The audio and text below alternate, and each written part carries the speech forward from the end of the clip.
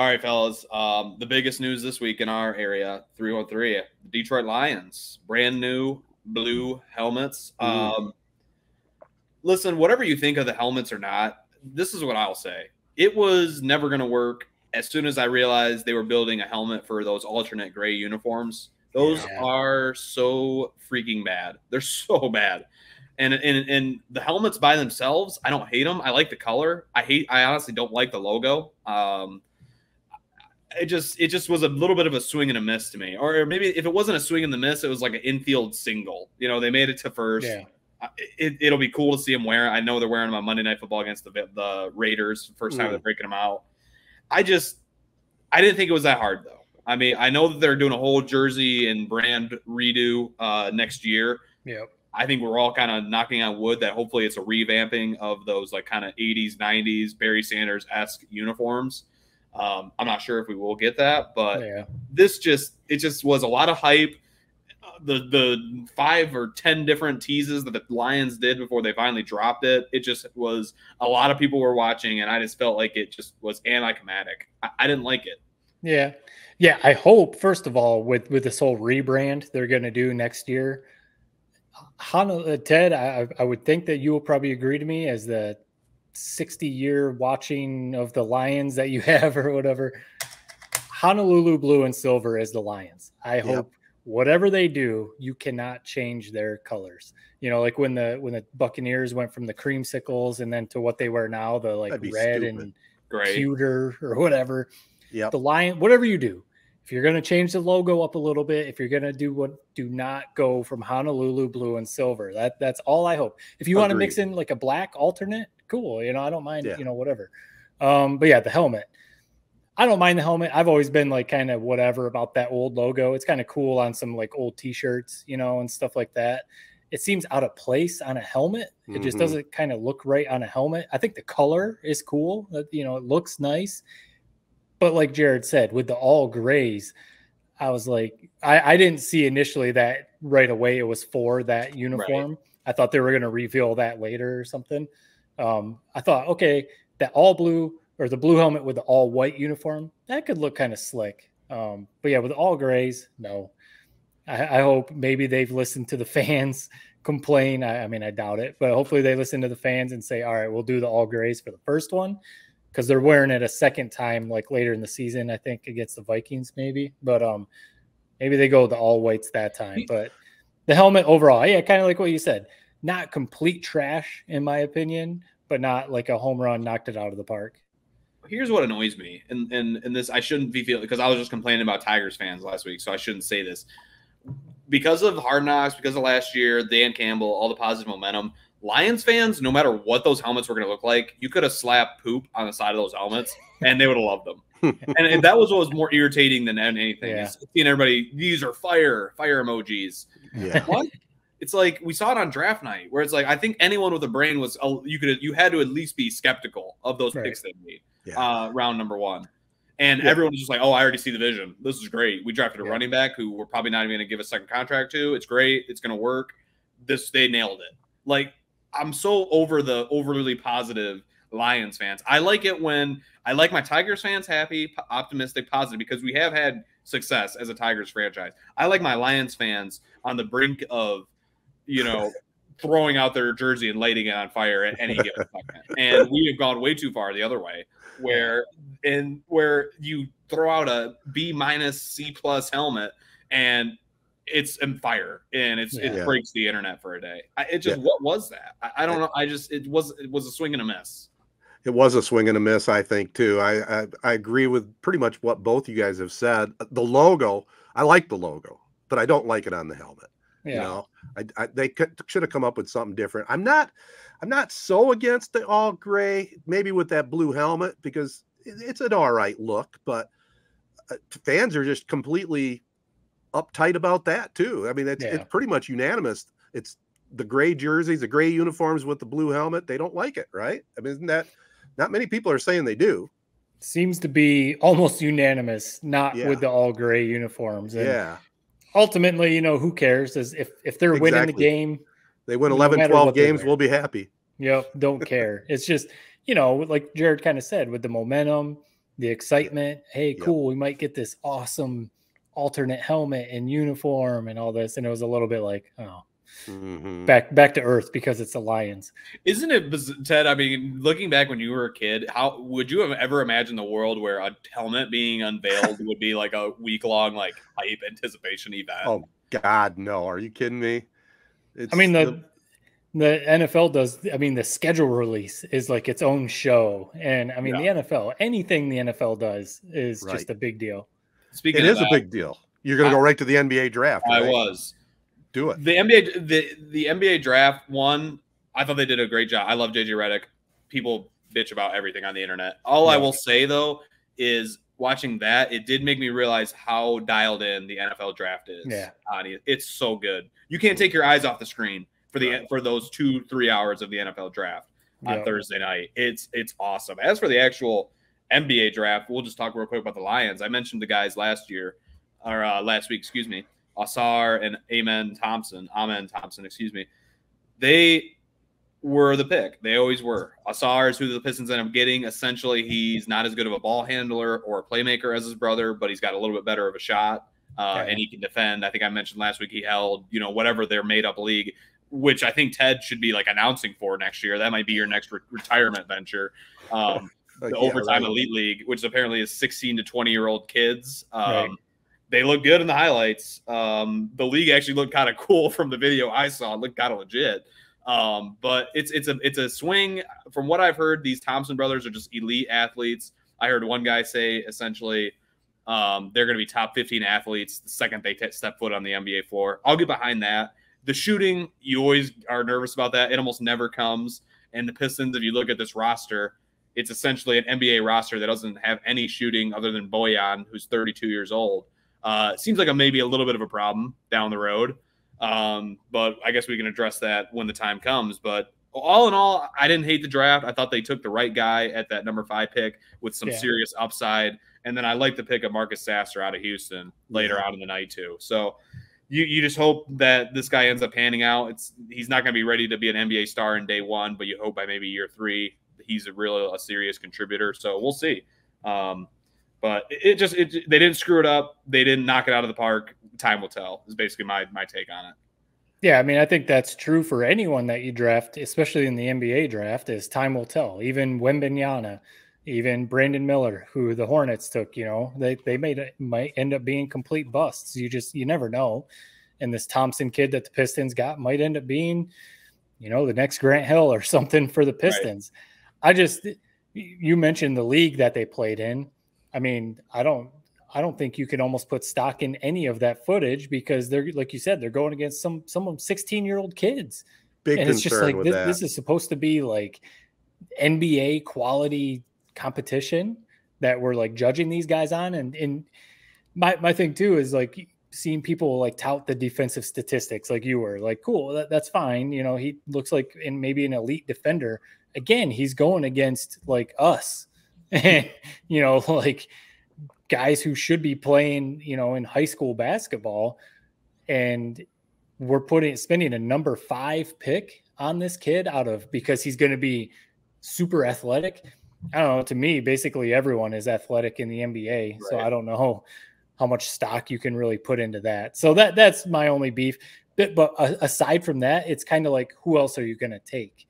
Like if this is the guy that all the experts are saying is the number 5 pick, then go for it. But I just still stand by the Pistons are so far away. They need some superstars. And all Pistons stands, you were talking about Lions fans being overly optimistic. All the Pistons stands are like hung up on Cade Cunningham is going to be this next, Steph Curry, and Jaden Ivey is, the next great point guard. And I'm just like, I know it's been small sample size, but just not seeing it. And when you spend a number 5 pick on a guy that's going to be super athletic and a defensive stopper, I'm just like, what am I supposed to get excited about? Right. What am I supposed to get excited about as a fan? It's hard to get excited, but at least Weaver is saying the right things. I mean, to turn this franchise around, they do have to shore up their defense, which has not been good. So you can't get to the NBA Finals and win it without good offense. We've seen that. but maybe to play get back defense to respectability, pick up the defense. I'm not disappointed with the draft. I will say this: the draft show, I couldn't take it, guys. This is my old age here. I couldn't take it. I don't know. First of all, Stephen A. Smith, he's just so you watched on ABC? Much. I watched it on ABC. Yeah, I should have went to ESPN because I do like JJ Redick. But the biggest problem I have, and I think it's just been the whole change of the game.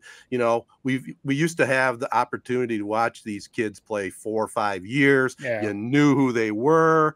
I didn't know any of these guys, you know, very few of them. I mean, heck, I was more interested in the guys that didn't get drafted that signed free agent contracts like Timmy and Castleton from used to be with Michigan, now with Florida. Joey Hauser signed a free agent contract. These guys I know because they've been around, you know. Yeah, it has changed. At least the NFL draft, you know, you have to play a few years before you're eligible for the NFL, so you get to know these guys.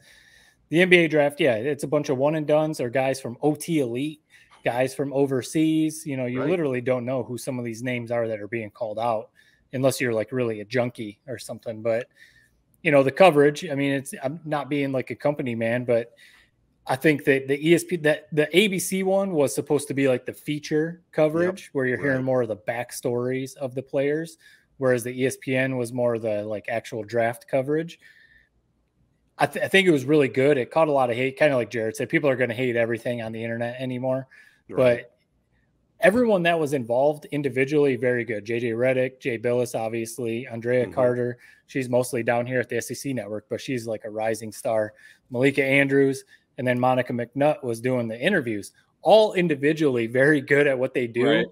It felt like they didn't have any production meetings before the night of the draft. It felt like they got together the night of the draft and were like, all right, who's doing the show? Oh, you're doing this. You're doing this. It just felt, you know, I'm sure that's obviously not the case, but it felt like they were just kind of like thrown out there and like, here, do the NBA draft. And it was just felt a little rough. To be honest, it's funny that I didn't even realize there was 2 broadcasts, and I just realized I was watching the feature broadcast. I was a little bit confused. I was like, I said to a coworker, like, yeah, they were doing like a feature story on like all these guys picked, like, you know, early on in the draft, like right after they were picked. It's like I'd never seen anything like it. That would explain it. I was the entire time, boomer moment, I was watching the wrong broadcast. Yeah, me too. So, but no, it just, I think it's more than anything. You look at the NFL draft. I mean, think of Lamar Jackson, won the Heisman, picked second round. Whereas in the NBA, it's like you got Wembanyama. You know, it was basically a 3-man draft. It almost felt like, in some senses, with Scoot, Miller, and Wembanyama, of guys we really knew, kind of followed. And even Scoot, it was like you didn't know much about him. He's just elite athlete. I don't know. So I think it's more not necessarily what was, you know, done on the actual TV, behind the scenes production, whatever. I think it's more just the product. Like you said, Ted, you nailed it. It's just the players, you don't know them as well. When you don't know these players, it's hard to be kind of waiting bated breath. Who are they going to go to when you don't have that relationship like you do in the NFL with college football? Except for Jet Howard and Kobe Buffkin. That was, what do we think about that? I mean, I think we know what Ted thinks. Yeah. Jet Howard, I mean, prove me wrong. You know, he did not impress me at Michigan. And I see all this stuff that, well, Juwan Howard gets them ready for the NBA. Who the hell cares? Get some wins at Michigan. What the hell? Okay. Think about the roster. You can always use the argument of what do people go to college for? What did Jared go to college for? To get a degree and get a job in the industry. What does anyone go to college for? To get a degree and get a job in the industry. If that's what the intent is, to go to play basketball at college to get to the NBA, Juwan Howard's doing pretty good at that. I agree with you. I'm just saying, like, if the goal is to go to college to get to the NBA, you know, he just got 2 first-round draft picks. Well, wait, but that's the players. Juwan Howard's job's not to get him to the NBA. Well, but Juwan Howard's job to win championships. Some guys like Calipari do. That is like what they that is like a pillar of their program. I mean, Juwan's not Calipari, obviously. Right. That's kind of silver lining if you wanted to look at, like, if I'm Juwan and I'm like pitching to Ward Manuel why I shouldn't be fired in a year. Yeah, I'd probably bring that up as one of my cases. Putting guys in the draft. We're getting first-round picks. We're getting eyes on us. It just is more embarrassing. Like, how did this team end up with 2 lottery picks? I actually was listening to some guy, Ryan Russillo's podcast. I don't remember, some NBA scout basically said that the Jet Howard at 11 was the worst pick in the entire first round. It was like mind-boggling. I couldn't believe he went that early. Right. And he basically was talking. It's funny. He's like talking about watching his film stuff we thought all last year, where it's like, yeah, it's almost like Juwan was like running these NBA style sets to like show off Jet's skill set more than like win basketball games. He's like got him going off of like dribble handoffs and stuff. And he was mentioning the fact that the Michigan basketball was like +2 with him on the court and like +10 with him off the court. Right. Which so it's well, yeah, we all saw it when Jet Howard got hurt. All of a sudden they started winning some games, and that's when Kobe Buffkin actually took off. Right after Jet Howard got hurt. It's 100% potential, right? Yeah, they're hoping that he's going to turn out to be a good player. Yeah. I don't know. I don't understand it. Yeah, it must be off of potential, because that's one of those, like, we all look at each other and scratch our heads like, man, maybe we should be in these draft rooms making some decisions. Because I just flat out, if you watched Michigan basketball this year, you didn't see it, like Ted said. So maybe we'll end up being wrong. Hopefully we are. I'm always down to have more guys from Michigan doing well in the NBA, so I'm never going to root against that. But it's just hilarious looking back on the team. They had All-American Hunter Dickinson, 2 lottery picks, and they're out there getting spanked by Michigan State. So it's just a weird year. I'm glad we. They did split. They split with Michigan State. Come on now. Yeah, I know. You're right. They did win. They won one in late February. But I'm just glad. I'll say this. I'm thankful the Pistons not draft Jet Howard. I've seen enough for him. I rooted enough for him. I wish him the best of luck, with Magic, but I'm just glad he's not with the Pistons. It is funny because I've read some people talk about that was Juwan Howard coaching to get Jet into the NBA? You hope not, because he's Michigan's coach. You hope the intent isn't to let's showcase my son for these NBA scouts to get him in the NBA. Hopefully that's not the intent. But I've seen people talk about that yes, Calipari has the track record. He's got one national title. He's been, to a couple Final Fours and stuff, but that's his whole thing, is getting guys in the NBA. Because overall, if you really broke down his resume, yes, he's got the one national title. His resume isn't that impressive. He's been at Kentucky for however long, and outside of the 1 year with Anthony Davis, really hasn't done anything. But Kentucky guys are in, Memphis, everywhere else he's been, all over the NBA. That's Calipari's basically bread and butter. I get guys to the NBA.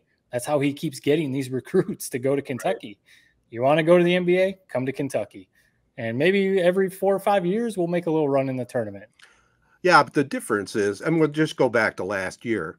Like Jared said, you got Hunter Dickinson, All-American. You got these 2 guys go to the NBA. That should have equaled a lot more wins, not an NIT appearance. At least a tournament appearance. Yeah, absolutely. But that's what's crazy. Speaking of Kentucky, Oscar Tshiebwe, last year's National Player of the Year, didn't even get drafted this year because he plays he's not a center and he's not really a power forward. He can't really shoot, like big guys do in the NBA now.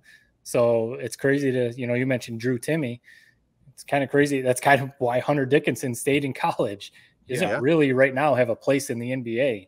So it's kind of crazy.